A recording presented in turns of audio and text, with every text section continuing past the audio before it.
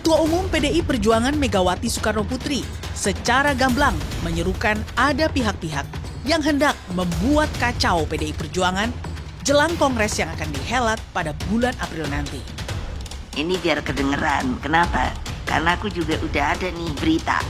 Nanti di kongres, karena sekarang kurang bisa berhasil, katanya di kongres juga mau diawut-awut. Saya sengaja nih supaya pada kedengeran dah. Coba kamu mau awut-awut partai saya. Tak lama setelah pidato Mega itu, KPK menetapkan Sekjen PDIP Hasto Kristianto sebagai tersangka kasus suap pergantian antar waktu Harun Masiku dan perintangan penyidikan pada malam Natal 24 Desember lalu. Tim hukum PDIP pun yakin jika pentersangkaan Hasto adalah jawaban atas apa yang disampaikan sang ketua umum saat berpidato.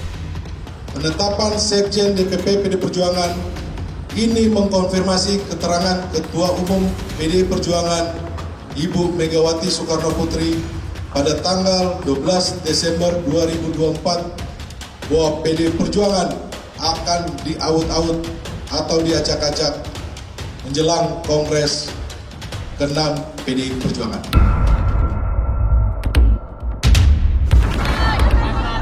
Penetapan Hasto sebagai tersangka oleh sebagian kalangan dinilai syarat muatan politik. Lembaga anti rasuah itu dinilai menjadi alat balas dendam politik. KPK pun membantah tudingan tersebut. Menurut saya kami ini dipilih oleh rakyat melalui Komisi 3. Ya mungkin itu hanya persepsi, dugaan, apa semua. Semua orang bolehlah berpersepsi apa sekarang. Tapi kami berlima merasakan bahwa tidak ada yang seperti itu.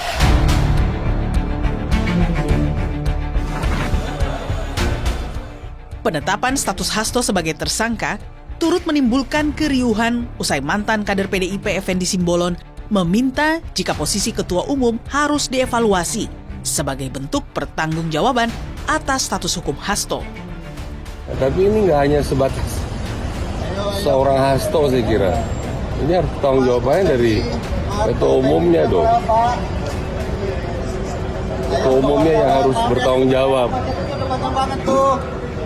Ya meletakkan jabatan kan itu satria juga. Tidak layak dan tidak etis mengomentari PDI Perjuangan. Apalagi meminta Ibu Megawati Soekarnoputri mundur dari Ketua Umum yang merupakan pernyataan yang kurang ajar.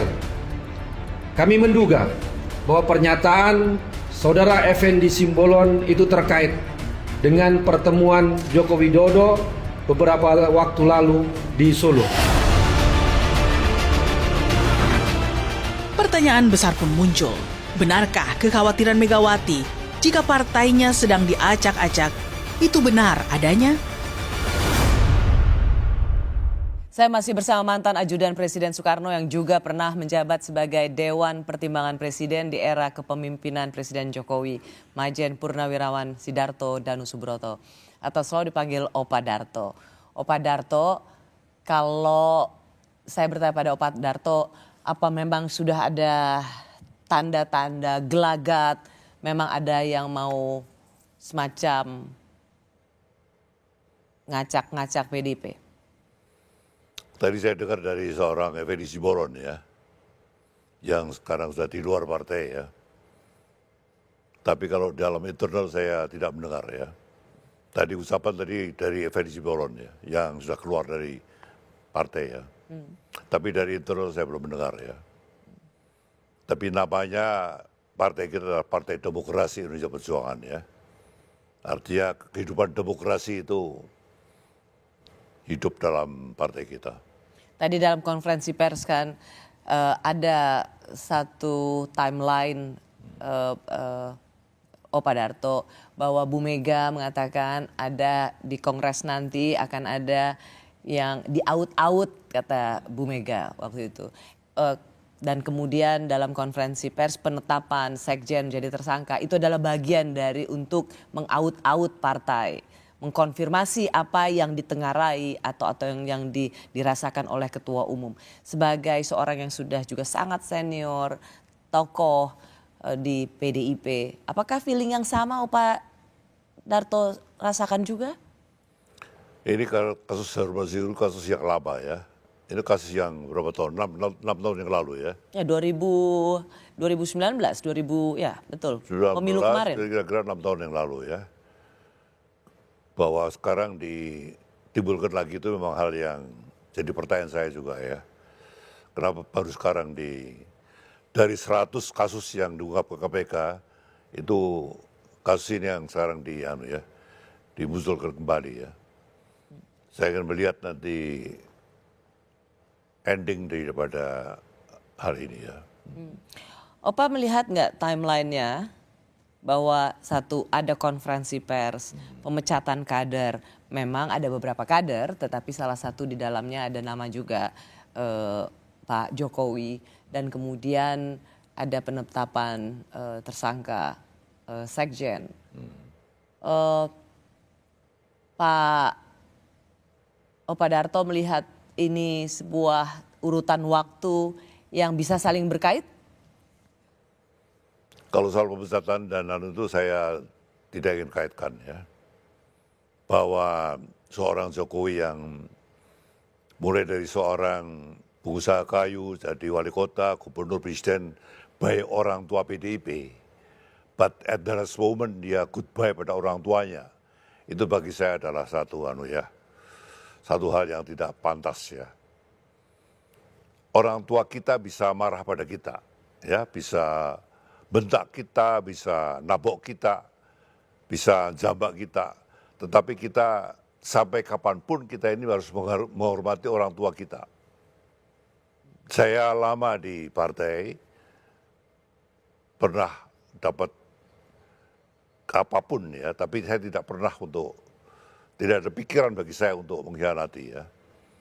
Tapi saya kecewa bagaimana seorang Presiden Jokowi yang mulai dari pengusaha kayu sampai wali kota, gubernur, presiden, baik orang tua. At the last moment dia menentukan pilihan yang bukan pilihan kita. Itu bagi saya hal yang tidak elok itu ya, hal yang tidak baik. Oke lah, katakan itu sebuah perpisahan yang tidak baik-baik. Ya move on aja. Kenapa selama ini sesuatu yang sudah terjadi terus diungkit-ungkit, Pak? Ini juga menjadi kritik. Kenapa jadi ada gurauan ketika ada seruan yang seperti menyerang Pak Jokowi. Ini geng 16% yang belum bisa move on, Opa. 16% Pilpres, hasil Pilpres untuk pasangan dari PDIP, yaitu Pak Ganjar dan Prof. Mahfud. Begini ya Pak ya,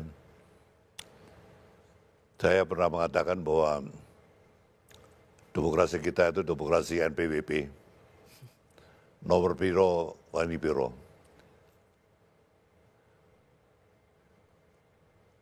Kita negara yang income per kapita masih $4.600 ya. Bagaimana kadang-kadang di satu daerah itu menang karena penyebaran bansos dan BLT ya. Di negara maju yang income per kapita di atas $50-60 ribu, itu tokoh itu dibiayai publik. Obama yang kulit hitam itu terpilih karena sumbangan dari publik gitu, sampai 2 periode. Kita ini untuk menjadi gubernur, wali kota, DPR Pak itu membiayai publik. Itu hal yang tidak baik. Membiayai publik. Gubernur butuh ratusan M, bupati wali kota begitu, didukung oleh buir-buir. Kalau sudah jadi dia harus membayar kebaikan pada buir-buirnya itu proyeknya. APBD. Akibatnya apa? Quality bangunan jembatan, sekolah apa itu kadang-kadang dalam waktu 20 tahun sudah ambrol. Saya lulusan SMP Jogja, SMA Kota Baru Jogja yang sekarang menjadi Nation Heritage bangunan Belanda. Saya bangga. Tapi saya sayangkan dengan kalau ini diteruskan ya, harus ada suatu tatanan baru. Bahwa kepala daerah itu kalau dengan cara begini didukung oleh buir-buir, kenapa tidak 3 partai pemenang menjadi pimpinan daerah setempat? Lalu misalnya presiden, penyebaran BLT itu terjadi ya, bansos BLT ya. Kenapa tidak ada batasan? Misalnya tidak boleh lebih daripada 100.000 by law. Kalau more than that itu pidana. Oke, Opa, kalau kembali ke pertanyaan saya begitu, tadi Opa mengatakan soal ada pengkhianatan dan lain sebagainya. Oke, itu sudah menjadi salah satu cerita sejarah. Tapi mengapa PDIP tampak belum bisa move on dari apa yang dikatakan bahwa Pak Jokowi meninggalkan PDIP? Ya sudah, kan sudah pisah baik-baik. Kenapa harus press conference-nya secara terbuka, lalu kemudian masih pemecatannya harus di press conference secara terbuka, lalu kemudian masih setiap dalam statement-statement politik yang seperti memang ada kesan selalu memberikan menyerang Pak Jokowi. Apakah masih belum bisa move on, Opa? Kita harus ke sana, tetapi mungkin karena he is the family of PDIP for long time ya, lalu kemudian goodbye itu sangat kita sayangkan. Saya juga begitu, saya sangat sayangkan. Saya mungkin dengar bagaimana seorang Mulyono ya, yang dari mulai pengusaha kayu sampai presiden, tapi at the last moment goodbye itu saya sayangkan. Saya tidak suka sikap demikian. Kita harus loyal pada orang yang membesarkan kita. Itu hukumnya wajib. Hanya begini Opa, apakah Opa juga menyadari ada semacam juga analisa semakin sering PDIP menyerang Pak Jokowi maka akan berkurang juga persepsi positif publik ke PDIP. Karena bagaimanapun juga citra positif itu masih ada di Pak Jokowi. Jadi menyerang Pak Jokowi itu alih-alih ada persepsi yang baik ke PDIP tapi justru negatif. Apakah itu disadari Opa? Ya kita memberikan bukan serangan tapi kekecewaan itu kita sampaikan ya. Tapi tidak usah berulang-ulang ya. Ya kita kecewa maksudnya ya. Sekarang anaknya yang seorang wali kota lalu digoreng lalu kemudian jadi orang nomor 2 itu mungkin tidak terjadi di negara lain ya. Never happen di luar negeri. Seorang wali kota lalu to be number 2 itu tidak ada di luar negeri. Itu ada di sini. Itu hal yang agak dulu ingin 3 periode lalu kemudian anaknya bagi saya terlalu dipaksakan ya. Ya seperti Kapolres selalu jadi Wakapolri ya. Dandim jadi Wakil Panglima. Kira-kira begitulah ya. Tidak elok ya. Bagi saya. Tapi bagaimanapun juga itu adalah wakil presiden yang dipilih 58% sama Pak Presiden Prabowo. Ya. Orang kemudian ada semacam dugaan wah Bu Mega akan ketemu dengan Pak Prabowo untuk juga silaturahmi. Itu satu silaturahmi. Bagaimana Bapak menjawab juga, Opa juga menjawab bahwa ini supaya ada keseimbangan power ada 3 power di saat ini yang dalam sirkulasi elit kita, yaitu tentu saja Presiden Prabowo, lalu juga ada mantan Presiden Jokowi dan juga ada ketum PDIP yang menjadi pemenang pemilu.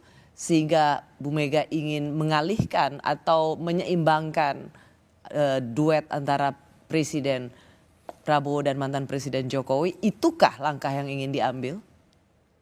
Saya kira hal yang berbeda ya. Kalau Jokowi adalah bekas kadernya dia, yang kemudian balik kanan ya.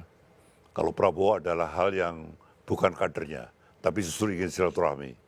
Saya kira hal yang berbeda itu. Jadi kalau kembali Opa, saya ingin menanyakan bahwa menanyakan ulang sense politiknya Opa Darto. Kalau misalnya memang ada dugaan partai ini mau diacak-acak, diaut-aut, apakah Opa melihat ini memang ada basisnya? Saya tidak begitu yakin. Tidak begitu yakin? Ya, kita lihat ke depan. Anda cukup firm bahwa Anda yakin bahwa PDIP akan diaut-aut atau diacak-acak? Saya tidak begitu yakin. Kenapa? Selama ini persatuan-kesatuan di kalangan kita itu cukup baik. Saya lama di partai dan saya tidak melihat ada kelompok-kelompok yang demikian. Selama internalnya kompak, Ya. Opa ingin mengatakan, maka itu serangan dari luar seperti apapun itu tidak akan mempan. Tidak akan mempan. PDIP banyak menyindir soal parcok alias partai coklat dalam Pilpres dan Pilkada. Apakah tudingan ini semata karena PDIP menjadi pihak yang tidak diuntungkan?